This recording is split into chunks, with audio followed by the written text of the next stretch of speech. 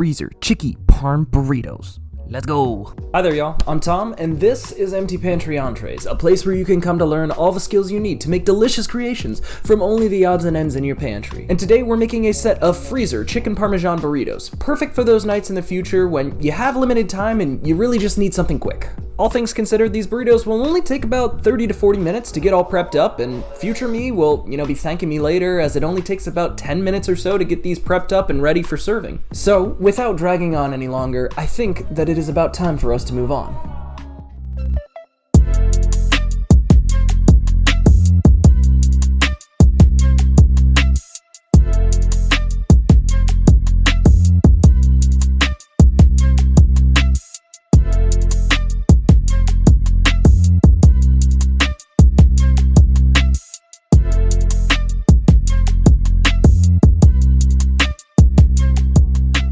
Alrighty, we're gonna start things off today by cleaning up our chicken thighs. We're using thighs instead of breasts because, well, one, they have more flavor to them, and two, I've had the absolute worst luck recently with woody chicken breasts. This is a quality issue with the meat that affects up to about 10% of boneless chicken breasts. It's described as woody because of the abnormal striping grain that appears throughout the meat. But to be honest, in my opinion, it has a texture more similar to eating like a highly elastic rubber eraser or something like that. The tense knot of the abnormal muscle tissue is nothing to worry about from a health perspective, but it does make for a disappointing result when your hard-earned dinner ends up with an unideal texture.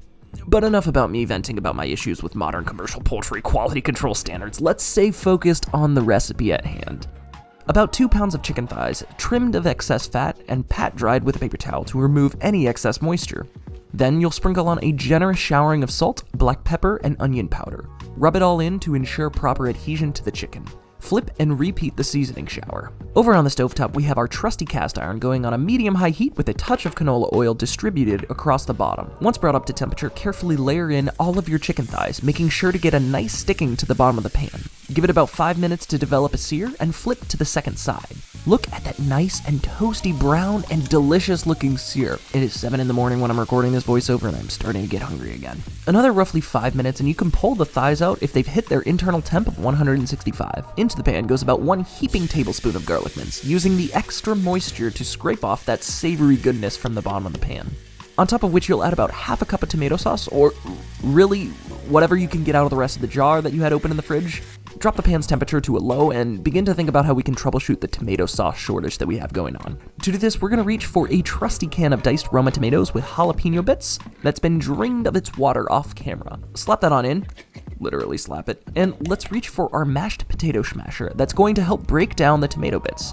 Now, looking back on this thought process, do I think that I would use a potato smasher again? No. The proper big brain move would be to send the tomato sauce through a quick trip to the blender, or better yet, just use the immersion blender right in the can before dumping it in. Moving on now, you'll want to roll and slice 1 lemon in preparation for the extraction of the juice of one of those halves. Then you'll dollop on top 2 ounces of cream cheese to bring in just a bit of fat to balance all the acidity out from both the lemon juice and the tomatoes. Now, as you can see here, I probably should have warmed up the cream cheese in the microwave just a touch to make spreading it a little bit easier. Regardless, that's nothing a quick time-lapse mixing shot can't fix. Set that sauce to a low temperature and head on back to the chicken cutting board. Indiscriminately chop this pile of meat down to bite-sized chunks and you're off to the races. I'm telling you, these chicken thighs were 100% the right choice for this because they maintained such an incredibly savory juiciness to them. Just look at how appetizing these little guys are.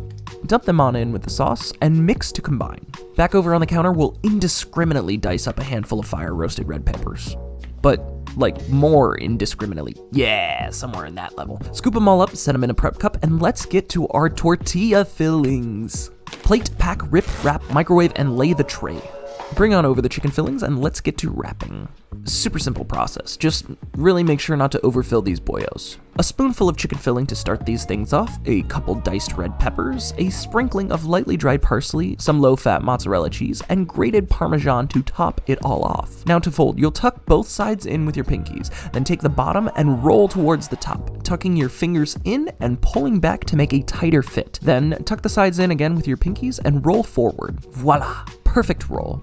Rinse and repeat through all 8 of your burritos. These 6 are going to get tossed into the freezer as is until completely frozen, whereas the other 2 are going to be lunch for today. Once the freezer ones are solid, feel free to toss them into a single large freezer baggie. For today's lunch, we'll finalize these burritos by simply toasting the outside of the tortilla with a little bit of oil to develop this nice and beautiful golden brown crust. Just look at how absolutely delectable this burrito is. Perfectly toasted and golden brown on the outside, giving it just the right amount of crunch. You'd hardly be able to tell that this is a spinach low-carb tortilla. Now, like Mama always said, it's not about how beautiful the burrito is on the outside, it's more about the fillings on the inside. Or some other life lesson like that.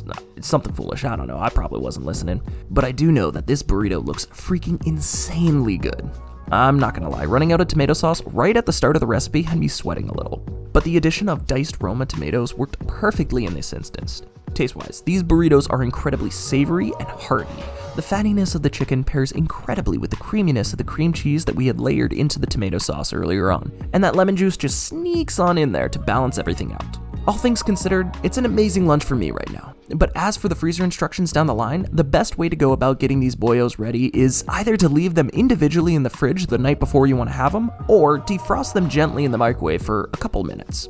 Then, with your completely thawed through burritos, toast them in a lightly oiled pan on a medium-high heat for about 5 minutes, or air fry for 5 minutes at 375 Fahrenheit.